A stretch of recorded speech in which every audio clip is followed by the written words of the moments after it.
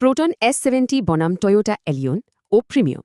চলুন এদের স্পেক্স নিয়ে একটা টেকনিক্যাল আলোচনা করা যাক। একদিকে টার্বোচার্জড পাওয়ার, আরেকদিকে বছরের পর বছর ধরে চলে আসা নির্ভরযোগ্যতা। দেখা যাক কোনটা কেমন। এই গাড়িগুলোর আসল পার্থক্য কিন্তু পাওয়ার ট্রেনে। চলুন ডেটাগুলো দেখি।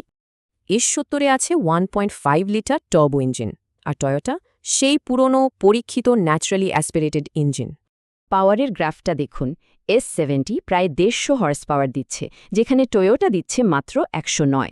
প্রোটন S70-র ম্যাক্সিমাম টর্ক 226 নিউটন মিটার, মানে অ্যাক্সেলারেশন হবে দুর্দান্ত। অন্যদিকে টয়োটা টর্ক মাত্র 140 নিউটন মিটার। পারফরমেন্সের পার্থক্যটা এখানেই স্পষ্ট। ট্রান্সমিশনেও দুটো ভিন্ন অ্যাপ্রোচ।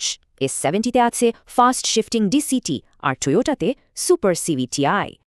পাওয়ার ট্রেন তো গেল, এবার আসা যাক টেক ফিচারের দিকে। এখানেও কিন্তু বড় পার্থক্য।